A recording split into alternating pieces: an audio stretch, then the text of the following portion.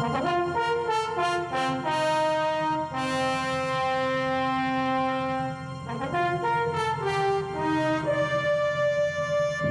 and welcome to A Day in the Life. This is program number 100 in this series, and we're delighted that Elizabeth May is going to join us to celebrate the 100th anniversary of the program. Before I introduce Ms. May, I want to just tell you that our season sponsor is Bales Deschamps Wealth Management of RBC Dominion Securities. Our thanks go to Kathy Bales and to Michelle Deschamps, who are so gracious in sponsoring, supporting this program each time we do it during the season. And I also want to thank our program supporter, who is Garthside Limited, your local heating and cooling specialist. A special note for you, our upcoming program, our next program guest will be a former Prime Minister of Canada, Paul Martin, someone well known to our guest today. Well, our guest on the program today is one of the most beloved political figures in Canada. She has described herself this way: a lawyer in recovery, an aspiring theologist, a feminist, a vegetarian, writer, cook, sister-daughter, single mother, grandmother, campaigner, activist, and citizen. We are pleased to welcome the former leader of the Green Party of Canada, Elizabeth May. Welcome. Thanks, Fred. I guess we need to ask also former single mother, since when I wrote that, I got married. That's right. That's right. But thank you. It's an honor to be on the program, especially knowing that the Right Honorable Paul Martin will be on next. I love him. So thank you for having me. Well, we're delighted. I want to begin our program, as we always do, by talking about early days. And I must tell you, I am fascinated by your childhood and the effect that it has had on the person that you became. Tell us a little about your mother, who was a political activist, as I understand it. Yeah. My mom was an extraordinary person. She was self-taught, if you will. She met my dad when she was in university, dropped out of university and got married. She was studying sculpture at the Art Student League at Columbia University when my dad was getting his professional degrees in accountancy. So they were, really 1950s, nuclear family, mom stays home. She used to do commissions to do portraits of children in sculpture, because that was her area. She was a really gifted sculptor. But when I was a baby, she found out that nuclear weapons testing in the atmosphere was going to cause an increase in childhood leukemia. And she just got busy. And she had a gift, a knack, a talent for organizing at the grassroots. And she also had a way of connecting herself to movers and shakers. And so I grew up in an idyllic surrounding. We had 7 acres in the country, and we had lots of animals and pets, and I just had a very, in some ways, idyllic childhood, but certainly unusual in that at all times my mother was involved with something, and it would be all-consuming. And this was in Connecticut, in the United States of America, where you grew up. Tell us just a little bit about your father, if you would. Well, my dad was British. He never liked the United States. Because by accident of birth, his father was a commercial artist, a really lovely, gifted painter, who had been making his living in Manhattan. And so my father was born in the U.S. His parents went home to visit. And in those days, if you went back to the UK to show the parents the new baby, you were not going for a weekend, you were going for a couple months. And during the period of time that my grandparents had brought my dad back to Barnet, the village in Hertfordshire, where my father actually ended up growing up, that was their home base, but the stock market crashed. And so all of my granddad's friends in the art community in New York said, Jack, whatever's going on there, it's got to be better than it is here. Stay where you are. So my dad grew up as a completely British, all of his memories were of growing up in the UK. But at the point that he'd been in the Home Guard, they were surrounded, they were bombed, like the Blitz was the daily reality of my dad's adolescence. Mm-hmm. And when he was old enough to join the Army, he had a choice, because this accidental birth in New York meant that he could join the U.S. Army or the UK Army. And his father said, join the American Army, they'll feed you better. And through that, my dad ended up with the GI Bill, the free trip home to the U.S., where he basically had never been, a free education at Columbia University, where he met my mom and got trapped.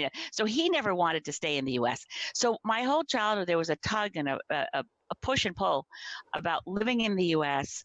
and not liking it from my father's point of view. But he was very successful as the insurance accountant. Anyway, long story short, in 1972, my parents, we took a vacation together, all of us, obviously family vacation, we were kids. We went around the Cabot Trail on Cape Breton Island, and by the end of our holiday, had bought land on Cape Breton Island and ended up moving full-time. My dad quit his job at Aetna Life and Casualty, but it was between 1972 and 1973, we completed this move from an affluent life in Connecticut to opening a restaurant and gift shop on the Cabot Trail. It was quite, I mean, I'm telling the story short, but that's a long story short. And it's a fascinating story. And I want to come back to the Cabot Trail, but to get us there, I find your education fascinating because you went to some really interesting schools while you were in the USA. Can you briefly just tell us about your primary and secondary education? Well, it's embarrassing, really, because I'm a big believer as a political activist in our public school system. Truth be told, my parents had us in private schools all of our lives, and then, but the blessing of that was that my high school years, the last 2 years of high school, grades 11 and 12, I went to as a day student to what has a reputation as a girls' finishing school. I went to Miss Porter's School in Farmington, Connecticut, my last 2 years of high school, where I had an education that, frankly, I feel like it put me in good stead for the economic disaster that hit later, because I didn't get a university education because of running a restaurant and gift shop on the Cabot Trail. But I was very motivated. I had my plan to get through Yale Law School by 1978. That was my target, to be an environmental lawyer. I was completely, from age 13, I think it was, that I really decided what I wanted to do was be an environmental lawyer. So the trajectory was quite fixed in my mind. The blessing of having been well educated was that I was able to hold myself together intellectually during a period of time when my family was, we really were below the poverty line. We had assets. As my father said, my mother would, because things were so bad economically after our first year in business in Cape Breton, we were massively in debt and had no way to have any income. So my father when my mother would sort of weep and say we were bankrupt, he'd say, oh, no, we merely have a liquidity problem. The liquidity problem being we couldn't eat the tartans that we had in inventory, couldn't do anything about, we had assets. No one would consider, we didn't qualify for the welfare checks that our neighbors got. Now, friends of ours on welfare would bring us food because they could see, oh, that poor May family, they don't. So anyway, it was really a very an unusual situation.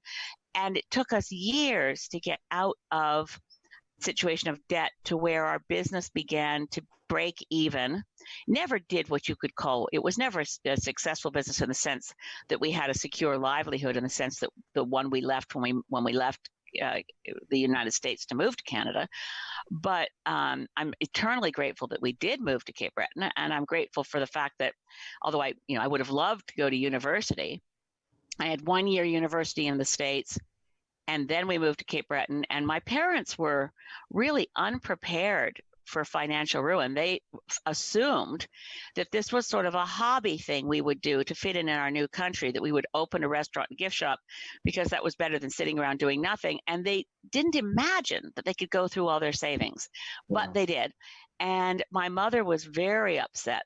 It's for my brother who just finished high school, and for me that my brother, by the way, managed to get himself out of private schools and get to a public high school. But the sense of failure, that it was hard for it's hard for parents to feel what have we done? Our kids can't get an education. They can't go to university. We've got them, basically quite trapped.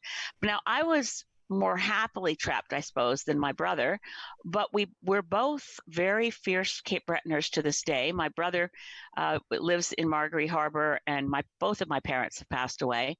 My brother is a mainstay in the Gaelic community. He speaks Really? Gaelic. Wow. He and my sister-in-law run a Gaelic language radio program, which is this is the most Canadian thing ever. They have a minority language Gaelic program on the local Acadian French community radio station. Welcome to Canada.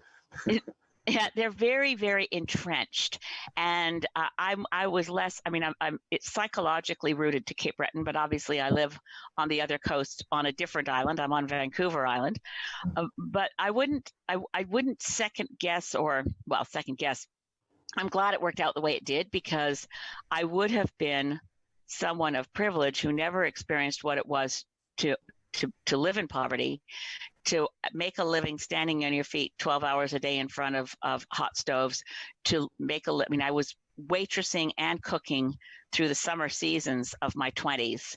And then in the winter months, ironically, ended up doing important environmental work in my community, but as a volunteer, organizing against a planned insecticide spray program, which brought me back to kind of what I'd planned to do with my life. But it took a lot of years to get to law school, but it was my very formative experience, I would say. So I had a formative experience as the daughter of U.S. activists, a lot of experience knowing key political figures in the United States.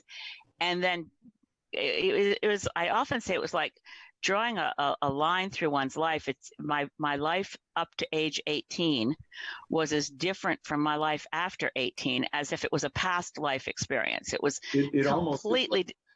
It's almost like two lives. I mean, how many people went to the finishing school that Jackie Kennedy Onassis went to, and spent a year at Smith,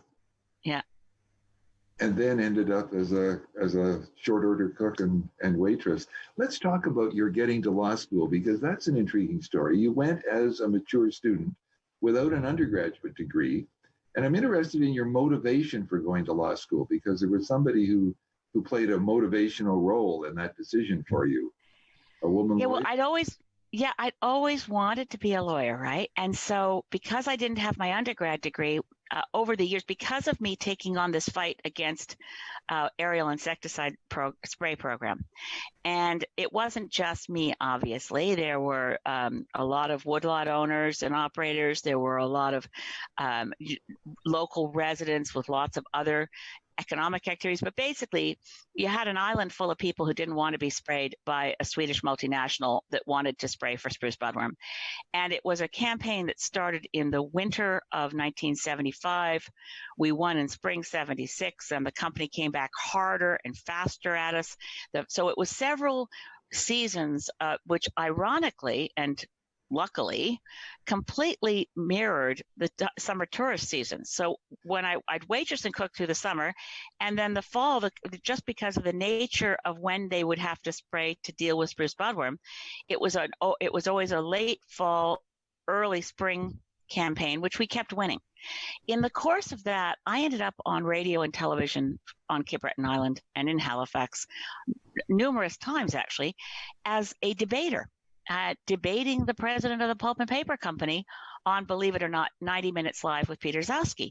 Oh, wow. That was my first national TV appearance, and I can tell you it was terrifying. But I had a lot of people would say to me, "Oh, you're a great debater. You should be a lawyer." And I'd always say, I'd love to be a lawyer, but I don't even have my undergrad degree. That's something maybe someday I could maybe.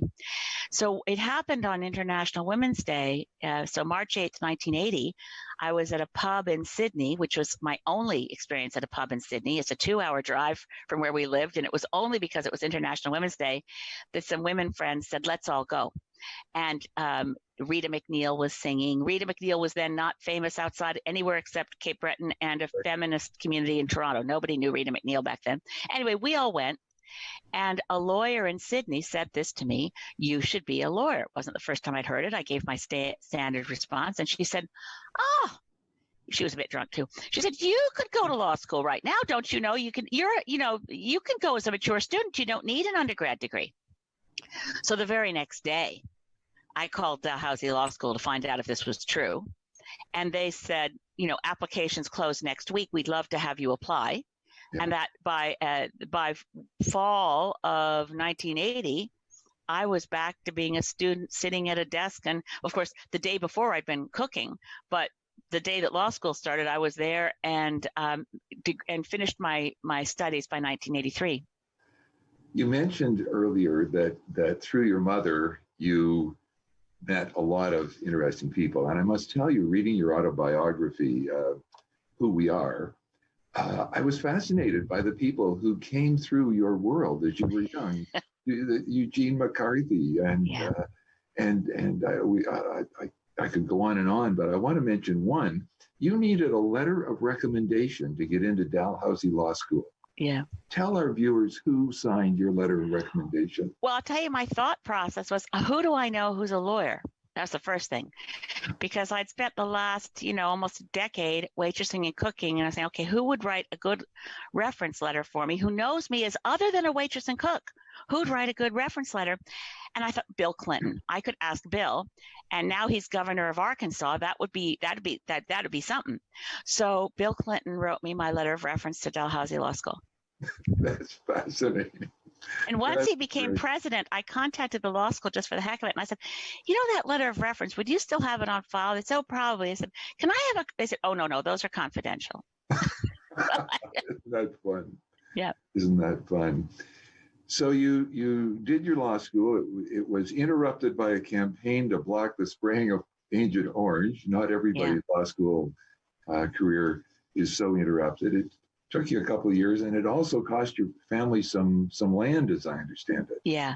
The fight against Agent Orange. The same pulp companies that had wanted to spray to kill spruce budworm, which is of course an insect that chews trees, then they decided they wanted to use a herbicide because where the newly planted trees are softwood trees that are good for making pulp, faced what the industry calls competition. So where you had, hardwood scrubs coming up and blackberry bushes and whatever it was, alders, they get in the way, they block some of the sun on the planted seedlings.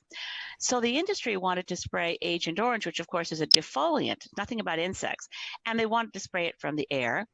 And by this point, it was my summer. I was back in the restaurant, waitressing and cooking, mostly cooking, 2 shifts a day, when it was announced that the government of Nova Scotia was giving permission to spray Agent Orange on all of us, on our forests, on, just the whole of Cape Breton Island. And it was horrific. And we started organizing. And that was, as I said, between second and third year law school. So I hired lawyers, raised the money to pay the lawyers, worked for the lawyers as a volunteer. And that continued right through all of third year law school. And in fact, the dean of the law school I had to go and make an extraordinary request because the discovery examinations of our expert witnesses were timed to be during, well, intentionally or not, but they happened to be during the period of time when I had to write my law exams for third year. And the dean gave me permission to write all of my final exams in the last week of classes so that I could go. And actually, when I was cross-examining a witness in the Supreme Court of Nova Scotia during my law school graduation, and it was a horrific case because a lot of law students study it to this day. It's on the course curriculum because the judge in the case ruled that Agent Orange was safe and found against us. So it was a crippling, punishing, horrific experience, and we should have appealed. I wanted to appeal, but there were a lot of really quite horrific circumstances that take too long to go into here, Fred. But the company managed to successfully pressure plaintiffs with financial threats such that we didn't appeal. But in the course of all this, we had a bill of costs against Scott Paper, where in order to pay that bill of costs, my parents had sold all of our land to make sure we were not prevented from getting to the case itself which was a month-long trial. You can imagine as a lawyer yourself, Queen's Counsel yourself, you'd know a month-long trial is no small bit. And they were going to look for security for costs unless we could pay this bill of $15,000. So on the basis of a phone call to an old friend in California, my parents sold our land. So that was a really punishing, brutal, emotional experience.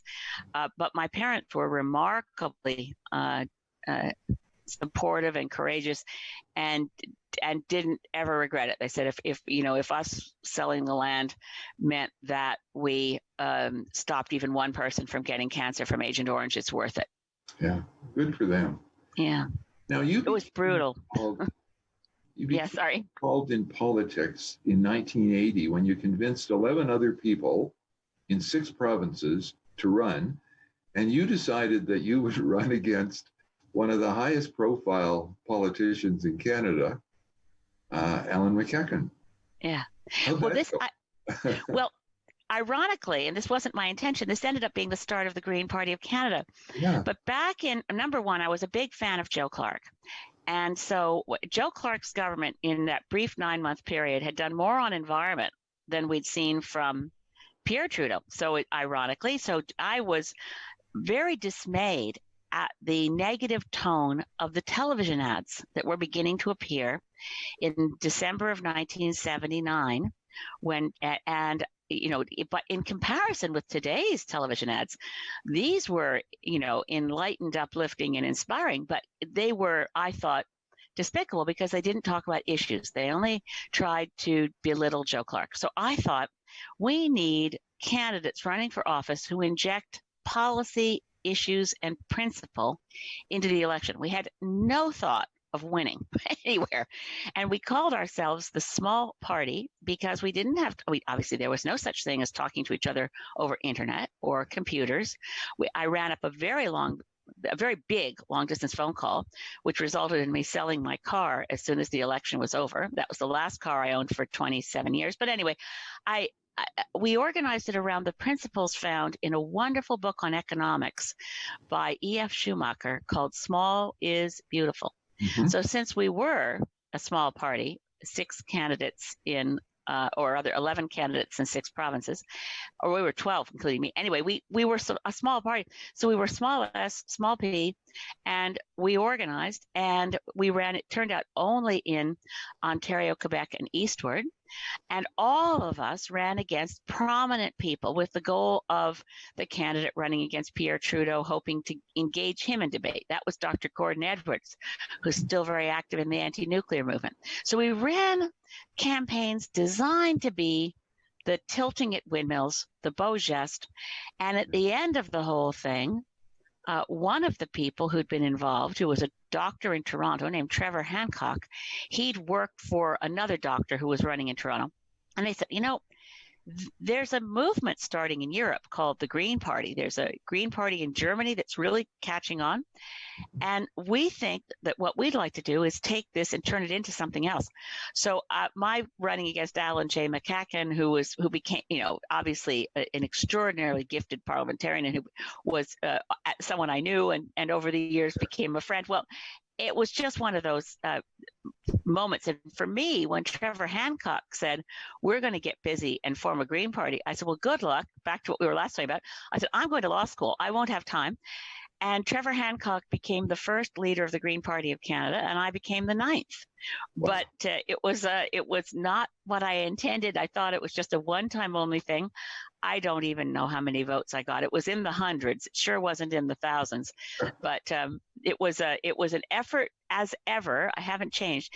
As ever, an effort to make sure that political campaigns are about principle and issues, and not just throwing mud at each other. Personality. Mm-hmm. You did practice law in Halifax for a while. You became the Associate General Counsel to the Public Interest Advocacy Center in Ottawa. That would be in 86. And then you went to work for the Ministry of the Environment. And I want to touch on that a little bit. Tom McMillan was the minister at that time. This was in the government of Brian Mulroney. And you became the senior policy advisor to a progressive conservative minister of the environment, Yeah. and achieved a lot. Well, I have to say it was the most implausible conversation. When I was told by another friend of mine from law school was working as a staffer, a good friend from Prince Edward Island was working for Tom, and said the minister wants to meet with you, and I can't tell you what it's about, but it's really urgent. So I assumed it had something to do with a conference I was organizing at the time called the Fate of the Earth Conference, and we had an application into Environment Canada for some funding to help with conference costs.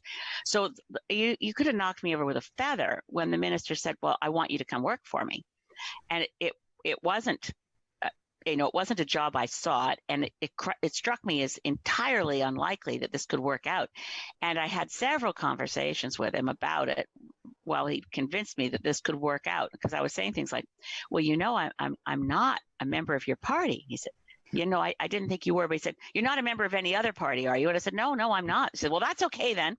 So anyway, it was a huge blessing, a gift of an experience that I have drawn on. You can't imagine how often. I mean, to learn how government works from the inside, to be part of, going into the Privy Council office to convince senior civil servants that we need permission to legislate environmental assessment for Canada, to deal with negotiations at the United Nations. I played a very small role. Our negotiating team at Environment Canada was scientists and diplomats, but I did get to help negotiate the Montreal Protocol to protect the ozone layer in 1987, and I helped create 5 national parks, and the most significant of those being Guayahanas National Park in Haida Gwaii in British Columbia, which was a really, it was a real David and Goliath struggle to get that park created, and we succeeded.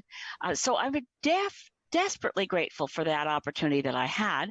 It lasted from 1986 to 88, and then I had to step down on principle because of a decision that actually was found later by the Federal Court of Canada to have been illegal.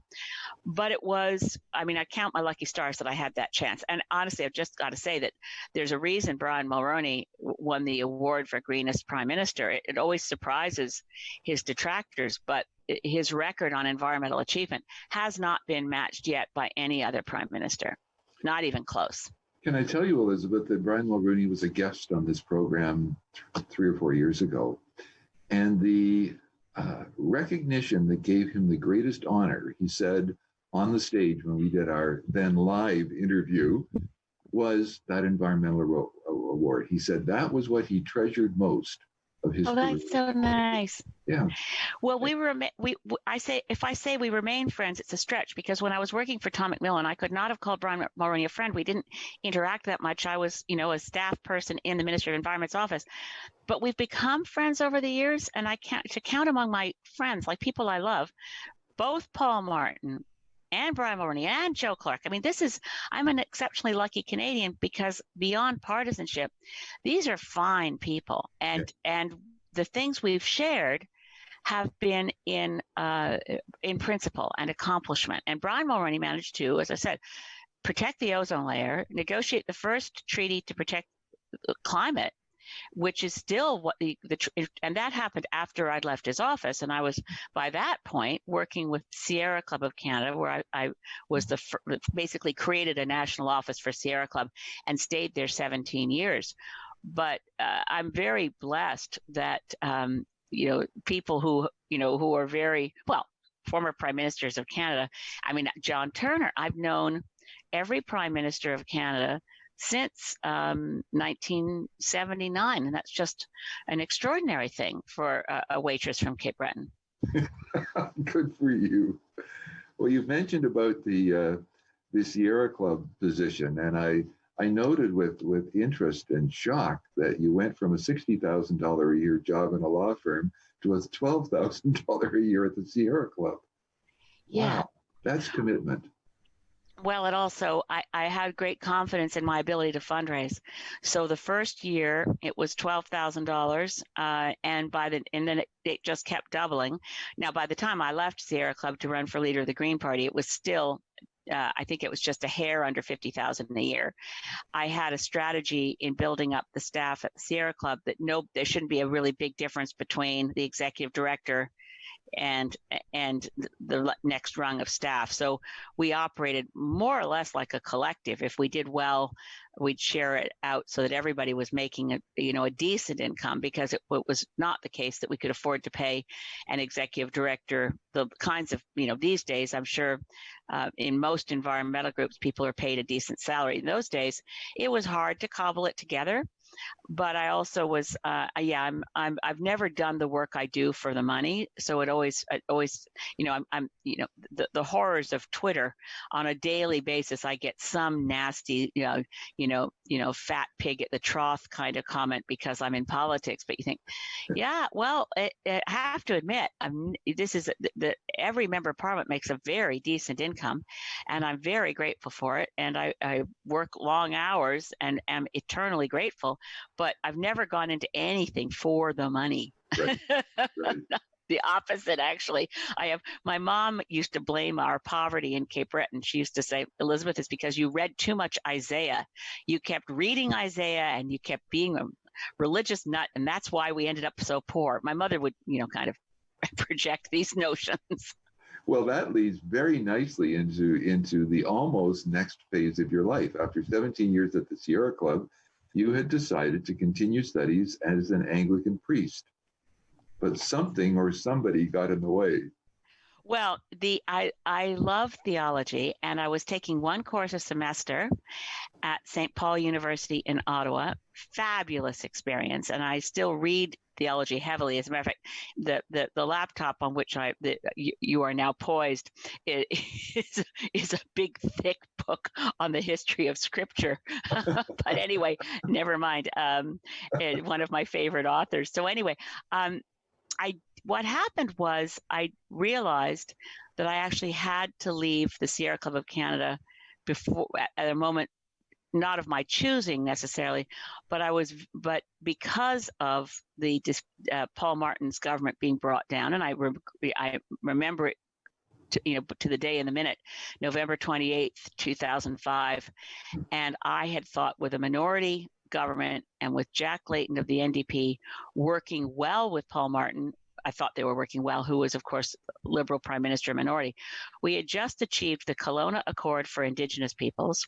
We just achieved an agreement with all the provinces to have childcare. And we had a really strong climate plan, the best climate plan ever, and including what we have now.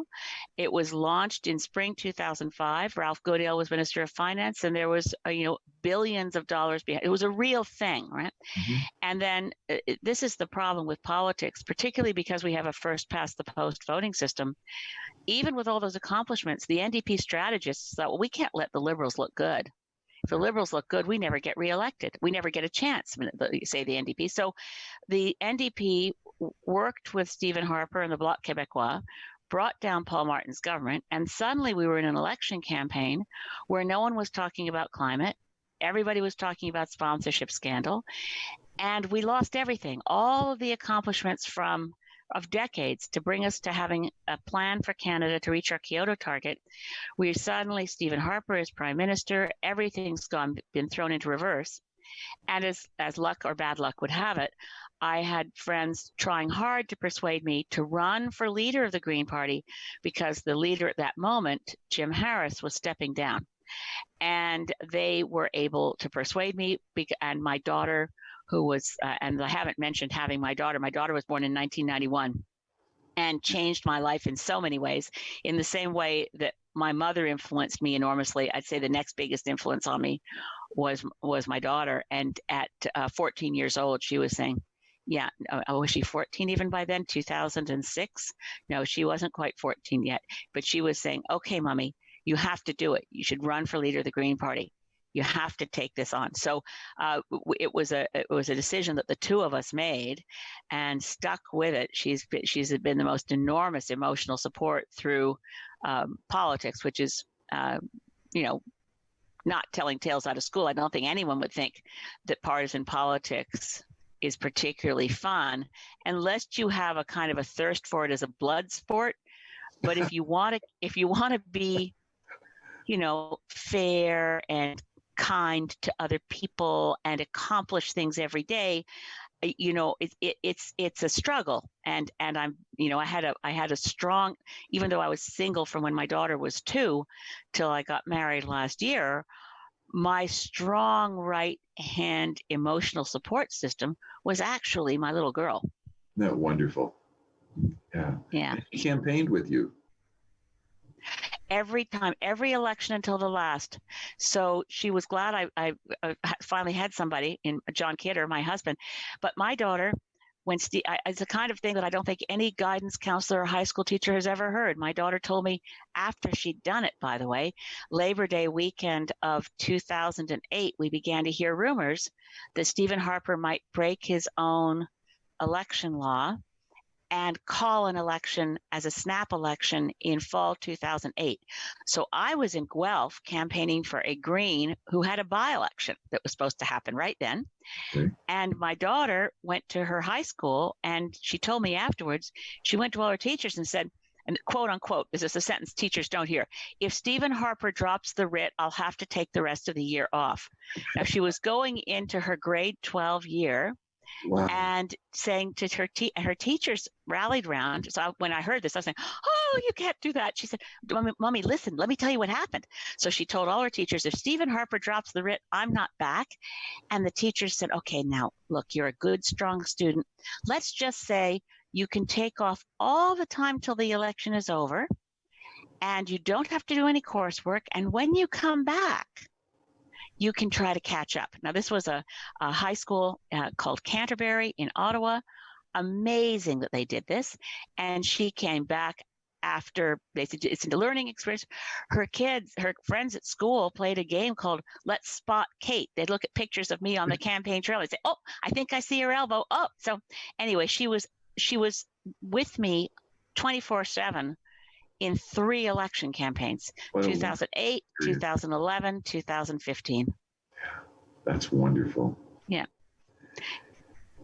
I want to just talk to you about your time as the leader of the Green Party. You have served, that's the longest period of leadership of any female leader of a political party in Canada's history. Is that true? Yeah. I didn't know. Yes. Wow. Congratulations. Oh, glutton for punishment.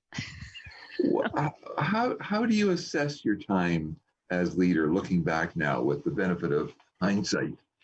Well, it's not, as you've no doubt gleaned from the way I've spoken of politics, it's not fun.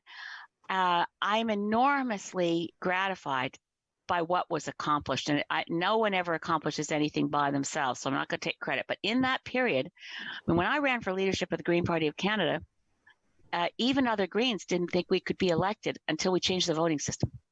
And I said, but we have to act like the other political parties. So I said, I have to, for instance, I said, I will run at my first opportunity at the first by-election, just like any other leader who's become leader and doesn't have a seat in Parliament. So my first foray into getting elected was actually a by-election that happened almost right away in London North Centre. And we nearly won. And that was a wake-up call. But then suddenly journalists began to take us seriously. I came in second and a close second in a by-election in London. And so just to cap it, we went from having no seats to me winning the first seat in 2011 and then electing Green in British Columbia and then New Brunswick and then back to more in BC and then more in PEI and then Ontario. So, and we now have a caucus of 3 in Parliament. So just the same way I began to think about it at Sierra Club when I realized I've been here too long. I have to be able to pass the organization in good shape to a successor. I began thinking in 2015 about successor planning. As a matter of fact, if I had seen someone who could, obviously you can't pick your own successor, it's a leadership race. But if I'd seen the potential next leader ready to run, I could have stepped down sooner. So I feel really good about this. We have a leadership race happening right now. If any viewers are interested, you can join for $10 and vote from home. If you join before the end of August, we have 9 contenders, really impressive resumes. You'll be interested, Fred, 5 lawyers. Mhm. And not that the two of us being lawyers only think other lawyers are worth the salt, but there's also a PhD astrophysicist, Wow. and there's also an emergency room doctor who's president of the Canadian Associations of Physicians for the Environment. So I feel really good about my plan, which is to run again Yeah. and serve in Parliament in support of the next leader of the Green Party of Canada. Good. Good. I want to just ask you a question that I've been asked by the local Green Party to put to you, and that is about an incident that occurred when the local Green Party candidate locally in our riding here of Simcoe North was forced to withdraw his candidacy. And I know you have personally publicly apologized for that. Yeah. But they're asking why the party hasn't apologized. Yeah.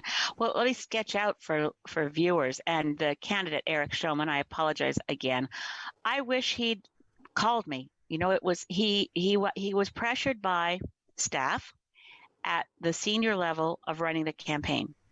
Now, I don't want to tell too many tales out of school, but I can say that the structure of the Green Party of Canada, and it's very visible in our Constitution, the leader doesn't have power. I think that's great, actually. The grassroots membership holds the power in our Constitution. The leader is described as chief spokesperson. So I couldn't come in and say, you know, we're doing it this way, we're doing it that way, my way or the highway. I mean, my job is in service to the party, but I believe in being fair. And I don't think that the staff was fair to Eric, and they got him to resign before I knew anything about it. And in this era of gotcha politics, of screenshots of things on social media, he had an explanation. I never heard it. He should have been able to explain to people what that was about. But the people running the campaign, sadly, were trying to act like other parties, right? Like we're in the big leagues now. We're going to be professional, and in the result, there were other candidates where close to the same thing happened as the campaign progressed, where if I got wind of it, I'd say, don't you dare tell her she has to step down. Don't you dare tell him he has to step down. Give him a chance. Let's hold our breath and see if anything bad happens. Let's give them the benefit of the doubt. These are good people. And so I felt really badly, and I felt it hurt his reputation. And for that, I will always apologize. Now, the party, we may yet get an apology for Eric Shulman because we have a new elected council. We've just started with a new executive director. So some of the people who made that call in relation to Eric Shulman aren't with the party anymore. I'm not. So to those Greens who felt, and I do apologize again on behalf of the party, but the party as a corporate entity it resides with the federal council between our large gatherings, which we can't gather anymore. But anyway, it's not over yet, and it's, I think, a lesson learned. The Greens operate from a place of principle. We operate under 6 global green values, and there are green parties in 80 countries around the world. There are over 400 Greens elected to parliaments around the world. It's my favorite part about the Green Party is our global connections, and so our values aren't what happened to Eric. To my mind, that went against our values. Okay, well, I'm sure he and his colleagues will be grateful to hear that. I want to turn our attention now to some policy type issues. And I have read your autobiography. I found it very informative, very educational. You're very persuasive. And so I want to touch on, and we could talk on these points all afternoon and into the evening and have lots left over for tomorrow. One of the things that you said in the book that interested me was that you feel that Canadians think we're more environmentally conscious than we really are. Can you expand on that? Well, you know, we have the benefit and the liability of always comparing ourselves to the United States. So there's the assumption that we're another area where we think we're better than we really are is our generosity in terms of development assistance, third world aid. We're one of the least generous donor countries on the planet. But we don't think that. Right? And we think we must be very generous. And why are we giving so much to developing countries when we have inequality and poverty here. I mean, I think we need to recognize we're wealthy. We can do much more. On environmental issues, I think we tend to think we have tough environmental laws because politicians keep telling us we do. Our environmental laws are still nowhere near as tough as the ones passed in the United States when Richard Nixon was president. And even Donald Trump hasn't been able to undo some of those laws, which is why some of the pipelines he tries to fast track get defeated in the courts. So it's no easier to build a pipeline in the United States by fast tracking and cutting corners than it is in Canada. As a matter of fact, it seems to be harder. So in terms of what we think because we recycle, we must have a great record. We think because we care about climate, we must have a great record. And the reality is, of all the industrialized countries, we're at the bottom rung.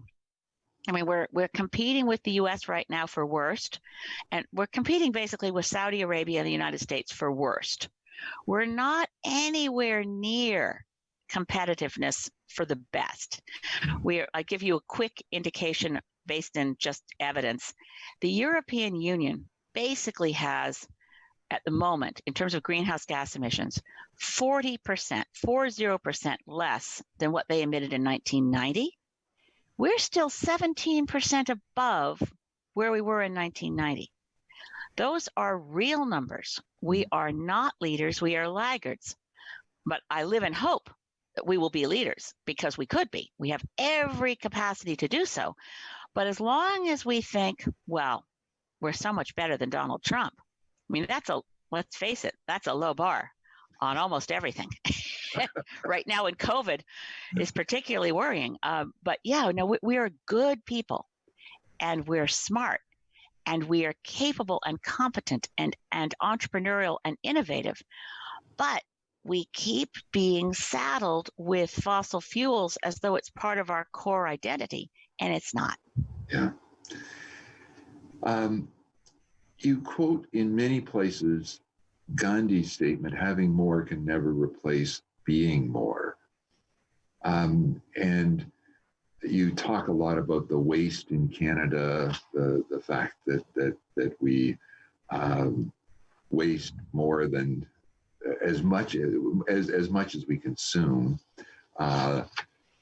Let's move to politics. I know time is running here, and I want to get some views. One of your comments is that political culture is toxic, and you've said in many places in the book that if it wasn't for political parties, politics would work better. Can you just in 15 seconds expand on that for me? Well, you look at the Northwest Territories, they elect people and operate their parliament by consensus.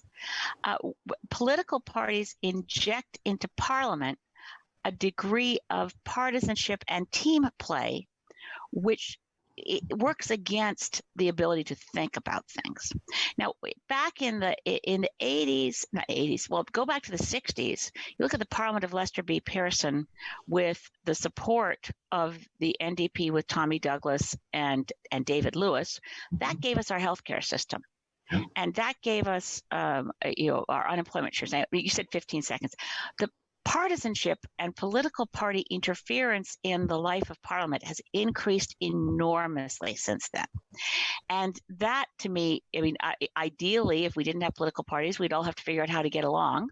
And after an election, we'd all assemble in Parliament. And this would be perfectly constitutional, by the way. Parties aren't mentioned in our Constitution. Each MP could get elected under our Constitution and then show up in Parliament and say, who do we want to have be Prime Minister? Mm-hmm. Who works well with others? Mm-hmm. Who's a good consensus builder? Right. And as you can see, the political party structure tends to promote those who don't work well with others, who aren't, but are looking increasingly, and it's because of our first past the post voting system, mm-hmm. people in politics look for the wedge issue, something that is theirs alone that allows them to encourage their supporters to get out and vote while they, and this is Fred, it blows my mind. This is spoken out loud as a legitimate tactic, voter suppression.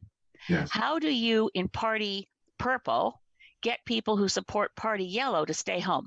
You denigrate, you attack, you use ad hominem messages against the leader of Party Yellow to advantage Party Purple. This is because we have a terrible voting system that we could get rid of, as New Zealand got rid of first past the post and moved to proportional representation. If we had a PR system, there wouldn't be the reward system for wedge issues and nastiness. And similarly, this is the worst, there is a penalty system for cooperation. So if you say out loud, as I did in 2008, on the basis of the climate crisis, Stéphane Dion would be the best choice for prime minister. I mean, if it's not me, Stéphane Dion would be great. Oh, I was attacked as though that was a dirty backroom thing to say. To me, it's kind of obvious, isn't it? Yeah. But it defies the reward and punishment system of first past the post to attempt to do what I think Canadians want us to do, which is set aside partisanship and work for the benefit of the country. Another comment in the book that I found fascinating was a quote that you took from someone else, that we do have a state religion in Canada. We worship the economy. Yeah. And throughout your book, you make the point over and over that the economy trumps everything. Yeah. Any quick comments on that? We just proved that we're capable of shutting down our economy to save lives. It's an extraordinary thing that's just happened during COVID-19. Governments, federally, provincially, right across the board and around the world, have said life is more important than money. This is a watershed moment, I think. And to go back to your point about waste and religion, if any of the viewers are interested in looking up online the Pope's encyclical, Pope Francis's encyclical on climate, it's called Laudato Si. And he speaks of it because I think we have a deep yearning, a spiritual need for meaning. That's why having more can never replace being more. To explore who we are, ask the big questions. Why are we here? To answer them and say, well, because I love my kids. I'm here because I'm contributing to my community. You know, it's trite, but a great aphorism. You know, nobody ever said on their deathbed, I wish I'd spent more time at the office. So you to ask the big questions. I really think that we have a moment here we're not yet post-pandemic, but as we talk about who do we want to be as a country, having learned some things about ourselves, like how we treat our seniors in long-term care homes, what do we want to be as a country when we come out of this? And I'm hoping that some of the messages from the Pope's encyclical about, you know, being a throwaway society, being wasteful, is also eroding our very soul, because we need to concentrate on the things that matter. Good for you. Good for you. Science has been under attack. In your book, you certainly define how it was under attack during a previous government's time in office. It's very much under attack in the southern part of the North American continent. You value science highly. How do we get back on track? Yeah, and it wasn't just that government. You know, back to Brian Mulroney, and one of the reasons he was the greenest prime minister was confronting acid rain and actually dealing with it. But when he first talked to Ronald Reagan said that acid rain was caused by ducks, right? So science matters. And in the context of the pandemic, I've been impressed again to see politicians like Premier Doug Ford all the way to Prime Minister Justin Trudeau saying, oh, that's a science question. Ask our chief science officer. I wish we had a chief climate science officer so that politicians could say, oh, that's a climate science question. I'm going to defer to someone who understands it. That we would have better policy. Getting back to evidence-based decision-making, and of course, the opposite of that is decision-based evidence-making, which does happen, right? We've made our decision. Where can we prop it up with something that looks like we looked into it first? So we need, we need to figure it out. We need evidence-based decision-making. And I'm sure you had the same experience in law school that I did of realizing you have to look at the facts. You have to be able to assemble and marshal facts. Random opinions and anecdotes aren't going to cut it. So I really do dig into things. I look for evidence. And scientists are still respected. I mean, science is somewhat contaminated now by who paid for the research. We're now finding, I was horrified to find, and there have been examples uncovered of scientists who fudged their own research to get the research dollars. And you'd think, but you of all people have to understand. So pure science, I would love to see us make sure that whatever vaccine is found for COVID is in the public domain, so no one in big pharma makes any money. This is critical that we start saying science is not for hire. Science is something that stands on its own. As it's always it's always a process. You always keep an open mind. You're disproving hypotheses, but climate science is now rock solid, and we need to pay attention. Good for you. You said in the book the most significant and life-altering event in your life occurred on July 17, 1991, when you ceased to exist primarily as the daughter of your mother and became the mother of your daughter. I do view, as I have read the book, your relationship with your daughter Kate to be very special. And I just want, and we're just about out of time, but can you just tell us quickly about dancing barefoot with Bella? Yeah, I got to meet over time. I basically got to meet all the heroes, not quite everybody, but heroes that I knew their name and looked up to them. So Bella Abzug, for people watching, Bella Abzug was, a trailblazing feminist and a member of the Congress, the Democratic Party. And to be at the World Women's Congress for a Healthy Planet, I was on the board that planned it. Bella picked me. We got to be really good friends. And beholding my infant daughter dancing barefoot in the sand while Leslie Gore herself saying, "It's my party and I'll cry if I want to," which I think sometimes is my ballad of being leader of the Green Party. But anyway, dancing with Bella Abzug in the sand, holding my daughter in my arms, anything is possible. We have to go now, but this has been wonderful. I want to just thank our viewers for joining us. I want to thank Bruce Stanton for making this possible. I want to blow Bruce kisses. Thank you for electing Bruce, your voters. Bruce Stanton is one of my favorite friends in the world. We'll thank our Rogers TV staff and the MCC staff who assist us. Thanks to Bales Deschamps Wealth Management, Kathy Bales and Michelle Deschamps for their sponsorship, and to Garside Limited for their sponsorship. And special thanks to you. You are charming, you're entertaining, and we've enjoyed this. So join us next time when our guest will be former Prime Minister of Canada, the Right Honourable Paul Martin.